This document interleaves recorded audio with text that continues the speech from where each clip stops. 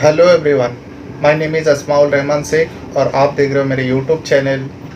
और आज जिस क्राइम की घटना को सुनाने के लिए लेके आया हूँ, ये दरअसल 26 सितंबर को हुई थी। और इस घटना में देखा गया है कि जिस परिवार के अंदर इस घटना को अंजाम दिया गया था, उस परिवार में 3 लोग रहते थे। वो भी 3 लोग, जो घर के मुखिया है वो दूसरे ही शहर में रहता है। जिस टाइम ये घटना को अंजाम दिया गया था वो दूसरे ही शहर में था। और इस घर की जो माँ है, यानी इस आज की कहानी में एक 15 वर्षीय लड़की की मौत हो जाती है। और मौत को जो है सुसाइड दिखाने की कोशिश करता है, लेकिन आखिरकार पुलिस का इन्वेस्टिगेशन और पोस्टमार्टम से पता चलती है कि जो लड़की ने सुसाइड नहीं की, आत्महत्या नहीं की, बल्कि उसकी जान ली गई। वो पूरा कहानी बताऊंगा।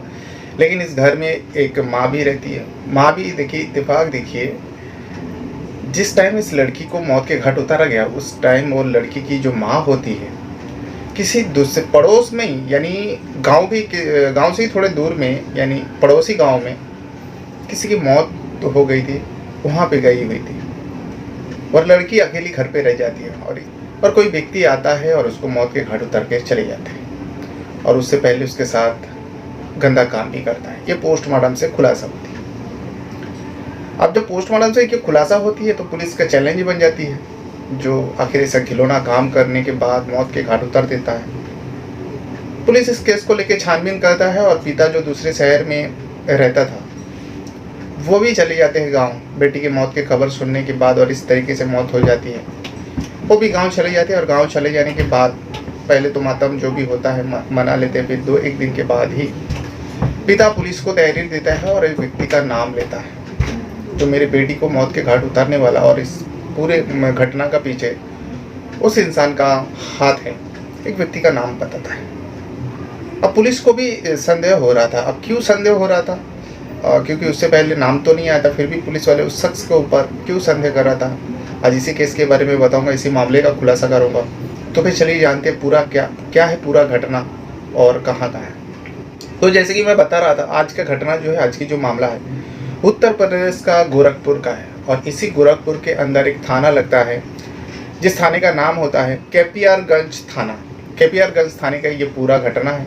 और इसी केपीआरगंज थाने के अंतर्गत एक गांव आती है, जिस गांव से जुड़ी हुई ये घटना है।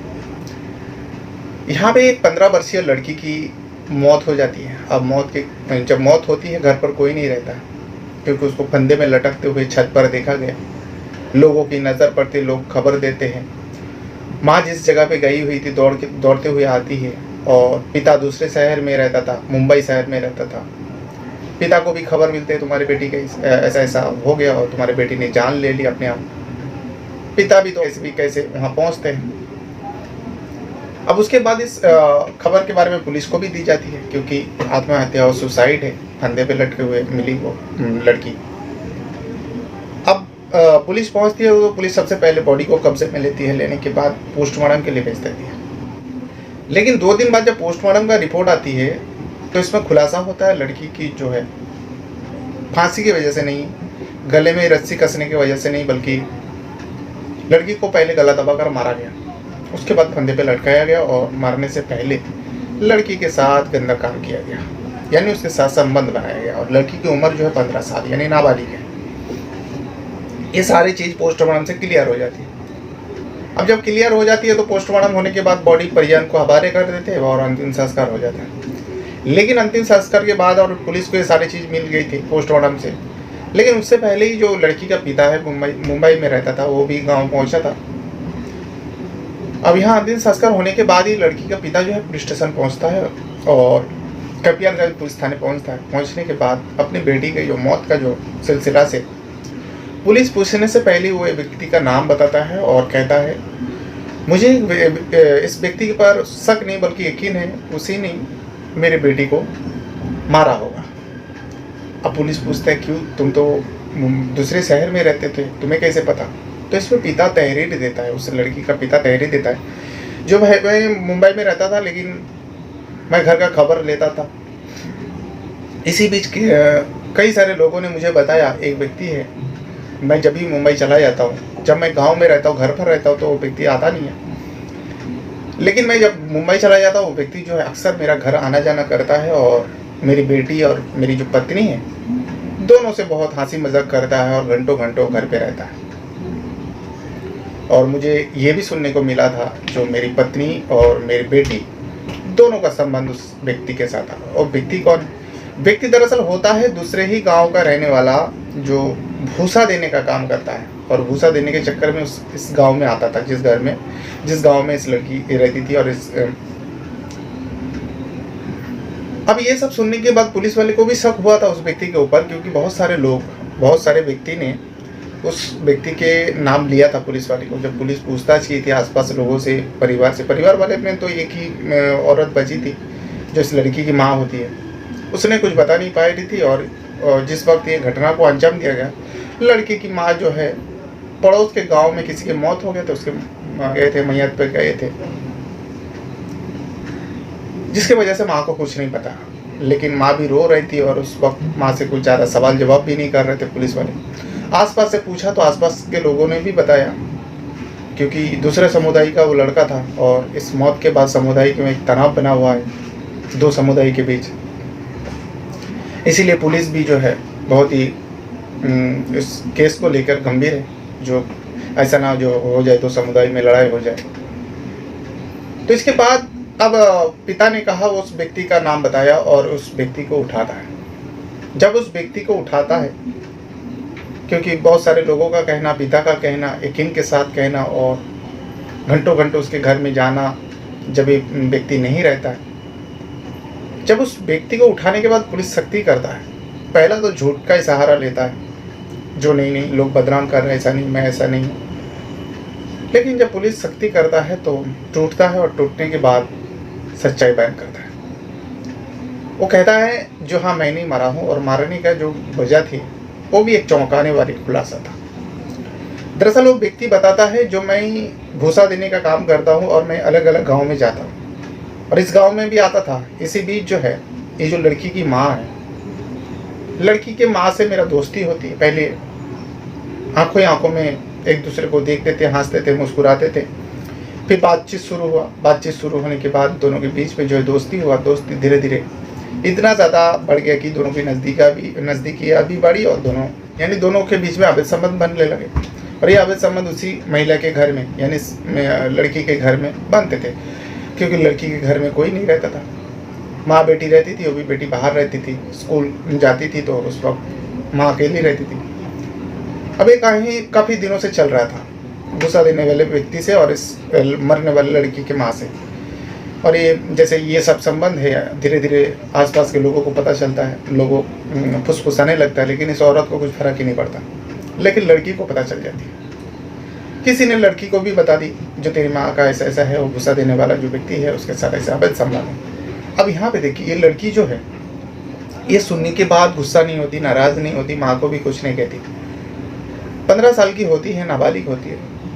अब वो लड़की भी जो है उस व्यक्ति से हंस के बातें करने लगती है। अब जब वो हंसी मजाक करने लगती है तो ये व्यक्ति समझ जाता है लड़की का इरादा। ये भूसा देने वाला व्यक्ति पुलिस को तहरीर दे रहा है और कह रहा है, जो मुझे समझने में देर नहीं लगता लड़की क्या चाहती है। अब लड़की का भी जो है धीरे धीरे लड़की से भी, इस भूसा देने वाले व्यक्ति से नज़दीकियाँ बन गई और ये लड़की से भी वो संबंध बनाने लगे। यानी एक व्यक्ति से दोनों का संबंध, माँ और बेटी दोनों संबंध बनाते थे। जब जिसको मौका मिलता था तब उस भूसा देने वाला व्यक्ति से संबंध बनाते थे, और ये सालों से चल रहा था। लेकिन इसी बीच 26 सितंबर की बात है, 26 सितंबर 2023 यानी 2023 को, उस दिन पड़ोस के गांव में किसी की मौत हो गई थी। और उस मौत के वजह से जो लड़की की जो माँ होती है उस गांव में गए हुए थे। अब उस गांव में गई थी। 26 सितंबर को भी वो व्यक्ति जो है भूसा देने के लिए इस गांव में आया हुआ था। तो देखता है कि लड़की अकेली घर पे है, और जब भी आता है उस घर में जाता है, ज़रूर जाता है। तो लड़की से पूछता है व्यक्ति, तुम्हारी माँ कहाँ है? तो इसमें लड़की कहती है, माँ पड़ोस के गांव में गया, किसी की मौत हो गई, रिश्तेदारी में लगता है, तो इस वजह से वहाँ पे गए हुए। अब इस व्यक्ति को मौका अच्छा मिला। अब व्यक्ति चाहता था जो मौका अच्छा है, चलो उस लड़की से संबंध बनाया जाए। उसी इरादा से आता है, कोई ना कोई तो मिल ही जाता है। माँ मिलती है, नहीं तो बेटी मिलती है और संबंध बनाते हैं। लेकिन इस दिन जो है 26 सितंबर को लड़की मिलती है और लड़की की माँ किसी की मौत पर गया हुआ था, तो इस व्यक्ति के लिए मौका अच्छा था, संबंध बनाने के लिए कहता है। लेकिन इस बीच लड़की वो कहती है, जो शादी के लिए दबाव देती है, जो वो तो ठीक है, तुम तो संबंध बनाते हो, लेकिन शादी कब करोगे, इस व्यक्ति से कहता है। लेकिन ये व्यक्ति कभी सोचा भी नहीं था, अब ये व्यक्ति, क्योंकि ये व्यक्ति शादी नहीं करना चाहता था, बस ये व्यक्ति तो मौज मस्ती के लिए दोनों को यूज़ कर रहा था, माँ बेटी को। लेकिन लड़की शादी के लिए दबाव दे रही थी और 26 तारीख को जो है दोनों में बहुत ज़्यादा कहा सुनी हुई, शादी को लेकर झगड़ा भी हुई। इसी बीच जो है जबरन उस लड़की से संबंध बनाते हैं और संबंध बनाने के बाद उसका गला दबाकर उसको मौत के घाट उतार देता है। ये भूसा देने वाला व्यक्ति अब मौत के घाट तो उतार देता है। अब उतार देने के बाद उसका होश ठिकाने पे आ जाते हैं कि क्या कर दिया। अब जो उसमें कर दिया, पहले लड़की के साथ संबंध बनाया, फिर उसके बाद लड़की के गला दबाकर लड़की को मौत के घाट उतार देते हैं।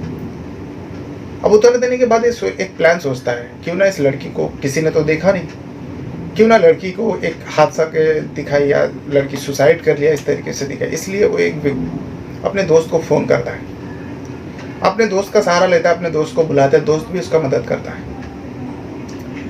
अब वो दोस्त और वो व्यक्ति दोनों मिलकर उस लड़की को उसी के घर पे छत पे लेके जाता है। छत पे ले जाने के बाद कपड़े से फंदा बना के उस लड़की को लटका देते हैं। अब लटका देने के बाद दोनों वहाँ से फरार हो जाते हैं। फिर किसी व्यक्ति की नज़र पड़ती है, पड़ने के बाद सारे लोग जमा होते हैं, घर वाले को भी खबर दी जाती है, पिता को भी खबर दी जाती है।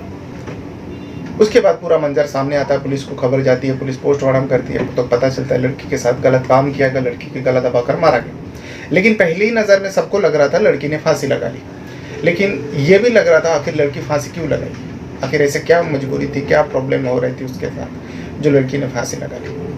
लेकिन पुलिस जब पोस्टमार्टम की रिपोर्ट आती है, पुलिस पूछताछ करती है, आसपास के लोग भी बताते हैं उस भूसा देने वाले का व्यक्ति का नाम, और लड़की का जो पिता है जो मुंबई में रहता था, उसको सारी चीज़ का जानकारी थी घर के बारे में। और जब आया अंतिम संस्कार के बाद, बेटी के अंतिम संस्कार के बाद पुलिस स्टेशन में जाती है, और जाने के बाद उस भूसा देने वाले व्यक्ति के ऊपर FIR दर्ज कराती है। और ये पूरा खुलासा करता है जो गोरखपुर का SSP है, गौरव गवर, ये पूरा मामले का जांच करते हुए उन्होंने ये पूरा मामले का खुलासा किया, बताया जो मुजरिम है उसने अपना गुनाह कबूला और उसके दोस्त का सहारा लिया, दोनों को हिरासत में लेता है, दोनों को जेल भेजने की तैयारी में। तो ये था वो पूरा मामला। आप चाहे तो पता कर सकते हैं, 26 सितंबर की घटना है, उत्तर प्रदेश गोरखपुर जिला का है, और इसी जिला के अंदर एक थाना लगता है कपियारगंज थाना। आप चाहे तो पता करोगे, आसानी से मिल जाएगा। जो एक व्यक्ति का संबंध जो है अब माँ बेटी दोनों के साथ था, जिसके वजह से बेटी की मौत हो जाती है। बहरहाल ये था वो पूरा मामला। अपने साथ साथ अपना परिवार का भी बहुत ज़्यादा ख्याल रखिएगा, और इस वीडियो को देखने के लिए आपका धन्यवाद करता हूँ। Thank you very much.